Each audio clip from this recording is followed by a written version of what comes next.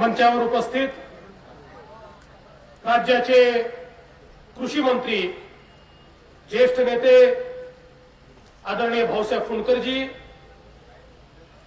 आमचे जलसंपदा मंत्री आणि खऱ्या अर्थानं ज्यांनी विदर्भाला न्याय द्यायला सुरुवात केली असे गिरीश महाजनजी, या जिल्ह्याचे लोकप्रिय पालकमंत्री प्रवीण पोटेजी, आपले गृहराज्यमंत्री डॉक्टर रणजित पाटीलजी, ज्यांच्या अथक प्रयत्नातून आजचा हा दिवस या ठिकाणी आपण साकारला, ते डॉक्टर अनिल बोंडेजी, या ठिकाणी मंचावर उपस्थित आमदार आशिष देशमुखजी, आमदार रमेश बुंदिलेजी, ज्या जैन इरिगेशनने या देशामध्ये प्रचंड मोठी कृषी क्रांती केली आणि केवळ भारत नाही तर 100 पेक्षा जास्त देशामध्ये कृषीच्या क्षेत्रामध्ये ज्यांनी क्रांती केली त्या जैन इरिगेशनचे श्री अनिल जैनजी, कोका कोला हिंदुस्थानचे दुर्गेश तेलंगजी, या ठिकाणी मंचावर उपस्थित या जिल्ह्याचे कार्यक्षम जिल्हाधिकारी किरण गीतेजी, डॉक्टर वसुधाताई गोंडे, रमेशजी मांडवे, शीलाताई रोडे, किरणजी कुलकर्णी, या ठिकाणी मंचावर उपस्थित सर्व पदाधिकारी आणि उपस्थित सर्व भगिनी आणि बंधूंनो, आजचा दिवस हा आमच्या सगळ्यांकरता अत्यंत महत्वाचा दिवस आहे। कारण आपल्याला माहिती आहे की देशाचे पंतप्रधान माननीय मोदीजी यांनी ज्यावेळी मेक इन इंडिया हा प्रकल्प हातामध्ये घेतला त्यावेळी या महाराष्ट्रामध्ये, मुंबईमध्ये मेक इन इंडियाच्या अंतर्गत केवळ 3 करार माननीय पंतप्रधानांच्या समक्ष झाले आणि त्या 3 करारापैकी एक करार होता आपल्या संत्रा प्रक्रिया प्रकल्पाचा करार। आणि आज अत्यंत आनंदाची गोष्ट आहे की केवळ करार नाही, केवळ घोषणा नाही, तर प्रत्यक्ष प्रकल्पाचं भूमिपूजन आज या ठिकाणी आपण केलेलं आहे आणि एक प्रकारे मोठी वचनपूर्ती या माध्यमातून या ठिकाणी आपण केली। खरं तर आपल्याला माहिती आहे की आपला हा सगळा संत्रा पिकवणारा भाग आहे आणि आज आमच्या शेतकऱ्यासमोरची सगळ्यात मोठी अडचण काय आहे तर शेतकऱ्याच्या शेतमालाला भाव मिळत नाही। आपण बघितलं की ज्या प्रकारे आपला संत्रा आहे, कधी तामिळनाडूमध्ये त्या ठिकाणी जास्त पूर आला की आमच्या संत्र्याचे भाव पडतात, कधी बांगलादेशमध्ये अडचण आली की आमच्या संत्र्याचे भाव पडतात। मोठ्या प्रमाणात आमच्या संत्रा उत्पादक शेतकऱ्याला त्रासाला सामोरं जावं लागतं। पण याचं कारण काय आहे? याचं कारण आहे की आपल्या इथे शेतमालावर प्रक्रिया होत नाही। शेतमालावर जेव्हा प्रक्रिया होते त्यावेळी बाजारपेठ ही शेतकऱ्याच्या हातामध्ये असते आणि ज्यावेळी शेतमालावर प्रक्रिया होत नाही त्यावेळी बाजारपेठ ही व्यापाऱ्याच्या हातामध्ये जाते। आपण बघितलं ऊसाच्या शेतकऱ्याला कधीही आत्महत्या करावी लागत नाही। याचं कारण ऊसावर प्रक्रिया करणारे अनेक साखर कारखाने तयार झाले आणि त्या साखर कारखान्याच्या माध्यमातून ऊसाच्या शेतकऱ्याला शाश्वत बाजारपेठ मिळाली। ऊसाची बाजारपेठ ही व्यापाऱ्याच्या हातात नाही आहे, ती शेतकऱ्याच्या हातामध्ये आहे। पण कापसाची बाजारपेठ, संत्र्याची बाजारपेठ, सोयाबीनची बाजारपेठ, ही बाजारपेठ ही शेतकऱ्याच्या हातामध्ये नाही आहे, ती व्यापाऱ्याच्या हातामध्ये आहे। आणि म्हणून ही जर बाजारपेठ शेतकऱ्याच्या हातामध्ये आणायची असेल तर आपल्याला मोठ्या प्रमाणात प्रक्रिया उद्योग उभा करावा लागेल। आणि म्हणून पहिल्यांदा आम्ही अमरावतीमध्ये टेक्सटाईल पार्कची निर्मिती केली। कारण कापसाला जर भाव मिळायचा असेल, त्यातनं व्हॅल्युएशन व्हायचं असेल तर त्या माध्यमातून मोठ्या प्रमाणात कापसावर प्रक्रिया झाली पाहिजे। मला या ठिकाणी सांगताना आनंद वाटतो की ज्यावेळी आपण सुरुवात केली, आपल्या या अमरावतीच्या एमआयडीसी मध्ये एक देखील कारखाना त्या ठिकाणी नव्हता। 15 वर्ष 5 स्टार एमआयडीसी तयार झाली, 15 वर्षात एकही कारखाना झाला नाही। पण गेल्या 1.5 वर्षामध्ये 12 कारखाने त्या ठिकाणी टेक्सटाईलचे आपण आणले आणि कापसापासून कापडापर्यंत सगळ्या प्रकारचं व्हॅल्यू ऍडिशन हे त्या ठिकाणी सुरू झालं। आज व्हॅल्यू ऍडिशन झाल्यामुळे कापसाच्या शेतकऱ्याला फायदा होणार आहे. व्हॅल्यू एडिशन झाल्यामुळे आज त्या ठिकाणी 15 ते 20 हजार लोकांना रोजगार मिळणार आहे. आणि आता कपडा तयार झाल्यानंतर त्या ठिकाणी आपण ऍपरल पार्क तयार करतोय. त्या माध्यमातून आमच्या महिलांना मोठ्या प्रमाणात त्या ठिकाणी रोजगार उपलब्ध होणार आहे. म्हणजे आपण मोठ्या प्रमाणात त्यातनं एक चेन तयार केली. बाजारपेठेवर शेतकऱ्यांचा कब्जा आला. तसंच आमच्या संत्र्याच्या व्यापाराला, संत्र्याच्या शेतकऱ्याला आज या ठिकाणी कुठल्या तरी व्यापाऱ्यावर अवलंबून राहावं लागतं. आणि मग ते व्यापारी कधी सांगतात की आता बांगलादेशमध्ये पूर आलाय त्यामुळे भाव पाडा, कधी सांगतात तमिळनाडूत पूर आलाय म्हणून भाव पाडा. पण त्याच वेळी जर आम्ही संत्र्यावर प्रक्रिया करणं सुरू केलं तर त्या माध्यमातून हा भाव पडतोय वगैरे विषयच राहणार नाही.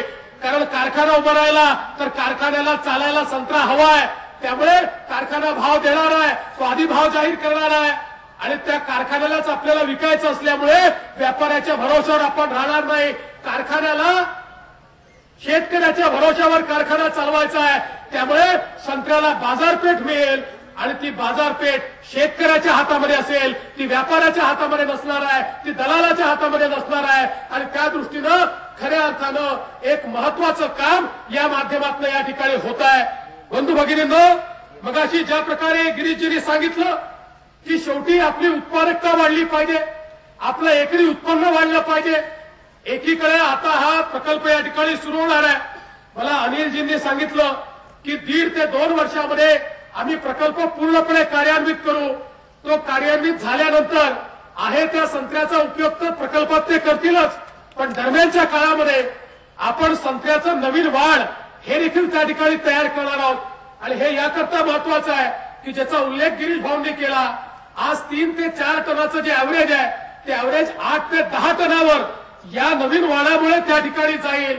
आणि आपलं एकरी उत्पन्न आज जे मिळत आहे त्या उत्पन्नावर किमान 50,000 रुपयाचं अधिक उत्पन्न हे त्याच जमिनीतनं आपल्याला त्या ठिकाणी प्राप्त होईल. अशा प्रकारचं वाढ हे जैन इरिगेशननी तयार केलं आहे. त्यामुळे जोपर्यंत वाढ आपलं डेव्हलप होत नाही, तसं तर आपलं जे पारंपरिक वाढ आहे ते डेव्हलप करायला किंवा ती जात आपल्याला डेव्हलप करायला 5 वर्ष लागतात. पण या ठिकाणी जैन इरिगेशननी जे तयार केलं आहे ते डेव्हलप होण्याकरता केवळ 3च वर्ष लागतात. त्यामुळे आपण हळूहळू त्या वाणाकडे गेलो, हळूहळू आपण त्या प्रकारचा संत्रा तयार केला तर त्यातनं आपली उत्पादकता दुप्पट होईल, आपली किंमत दुप्पट होईल, आपलं उत्पादन दुप्पट होईल आणि आपली आमदनी देखील या माध्यमातून मोठ्या प्रमाणात दुप्पट होणार आहे. आणि त्यासोबत आता अस्तित्वात असलेला संत्रा देखील या ठिकाणी क्रश केला जाणार आहे. त्यामुळे ती बाजारपेठ ही आपल्याला उपलब्धच असेल. पण एवढंच करून थांबलो नाहीये. मला आता त्यांनी सांगितलं की संत्रा आणि मोसंबी याच्यावर तर या ठिकाणी प्रक्रिया होणारच आहे, पण त्याच्यासोबत संत्रा आणि मोसंबी आपल्याला 6 महिने 8 महिने उपलब्ध असेल आणि आपल्याला कारखाना 12 महिने 10 महिने चालवायचा असेल तर त्याच्यामध्ये इतर प्रक्रिया देखील करता येईल. मग कशावर करता येईल? पेरूवर प्रक्रिया करता येईल, टमाटर त्याच्यावर प्रक्रिया करता येईल, पपईवर प्रक्रिया करता येईल, डाळिंबावर प्रक्रिया करता येईल, तोतापुरी आंबा जर आपण उगवला तर त्याच्यावर प्रक्रिया करता येईल. म्हणजे एक प्रकारे या कारखान्यातनं वेगवेगळ्या प्रकारची जी पिकं आपण घेऊ त्या सगळ्या पिकांवर या ठिकाणी आपल्याला मोठ्या प्रमाणात प्रक्रिया करता येईल. आणि सगळ्यात महत्वाचं काय आहे? सगळ्यात महत्वाचं आहे की आपण संत्र्याचा ज्यूस तर कोणी तयार करू शकतं, पण जोपर्यंत त्याला ब्रँड मिळत नाही तोपर्यंत तो ज्यूस विकला जात नाही. आपण यापूर्वी प्रकल्प तयार करायचो, राज्य सरकारचा ब्रँड तयार करायचो, पण राज्य सरकारचा ब्रँड जरी तयार केला तरी देखील त्याचा ऍडव्हर्टाइजमेंट कोण करेल, त्याचं मार्केटिंग कोण करेल? आज आपण बघतोय कोका कोला सारखी एक महत्वाची कंपनी सोबत आली आहे, आज त्यांचा ब्रँड आहे. आता इथे काय तयार होणार आहे? हे जे आपल्याला या ठिकाणी दिसत आहे हे मिनिट मेड, हे जे कोका कोलानी तयार केलेलं मिनिट मेड आहे, हे मिनिट मेड आज कुठलं तयार होतं?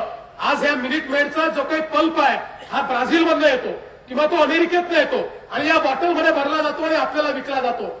आता याच्या पुढे हा ब्राझीलमधनं येणार नाही, हा अमेरिकेतनं येणार नाही, हा आपल्या मोर्शीमध्ये या ठिकाणी आपल्या या गावामध्ये तयार होईल आणि आपल्याच ठिकाणी मेक इन इंडियामध्ये हा पल्पही तयार होईल आणि याचं बॉटलिंग देखील होईल. त्यामुळे आता 80% विदेशी आणि 20% देशी असं जे काही आपल्याला कोका कोलाचे स्वरूप दिसत आहे हे 100% देशी स्वरूप आपल्याला त्या ठिकाणी पाहायला मिळेल. आणि विकायची आपल्याला चिंता नाही आहे. विकायला कोका कोला आहे, त्यांचं नाव आहे, त्यामुळे ते त्या ठिकाणी त्याची विक्री करणार आहेत. यासोबत जयंतचा फार्म फ्रेश हा जो ब्रँड आहे, आता त्याची बॉटल माझ्या जो नाही आहे ती देखील आपल्याला दाखवायला आणली असती. हा फार्म फ्रेश ब्रँड जो आहे हा देखील या ठिकाणी आपल्या या प्रकल्पामध्ये तयार होणार आहे. आता हे दोन्ही ब्रँड जे आहेत हे इतके महत्वाचे ब्रँड आहेत की आपल्याला विकण्याची चिंता नाही आहे. आणि जिथे विकण्याची चिंता नसते त्या ठिकाणी, जिथे मार्केटिंगची चिंता नसते त्या ठिकाणी धंदा कधीही खाली जाऊ शकत नाही. आणि म्हणून या एका प्रकल्पानं आपल्याला नवीन वाढ मिळणार आहे, आपली उत्पादकता वाढणार आहे, आपल्याला शेतकऱ्याच्या हातामध्ये मार्केट मिळणार आहे आणि त्यासोबत एक जागतिक ब्रँड आपल्या गावामध्ये या ठिकाणी आपण तयार करणार आहोत. अशा प्रकारे माननीय मोदीजींचं जे स्वप्न आहे मेक इन इंडियाचं, ते स्वप्न आज या ठिकाणी खऱ्या अर्थानं पूर्ण करण्याची सुरुवात या प्रकल्पाच्या माध्यमातून आपण केली आहे. मी माननीय गिरीश महाजनांचे आभार मानेन की त्यांच्या खात्यानं आम्हाला तात्काळ ही जमीन या ठिकाणी उपलब्ध करून दिली, पाणी दिलं आणि त्या माध्यमातून आज या ठिकाणी एक मोठा परिणामकारक काम आपण करू शकतोय.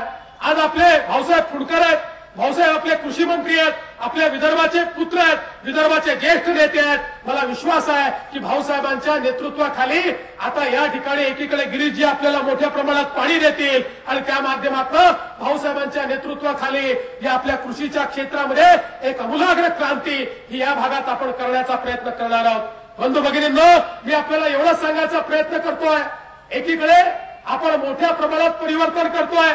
आज इतक्या मोठ्या प्रमाणात आपल्या सिंचन प्रकल्पाला मान्यता, 10 वर्षापासून जे प्रकल्प हे रखडून होते त्या प्रकल्पांना गिरीशजींनी या ठिकाणी मान्यता दिली आणि त्या माध्यमातून आज हजारो कोटी रुपये आपल्या सिंचन प्रकल्पाकरता या ठिकाणी मिळत आहेत.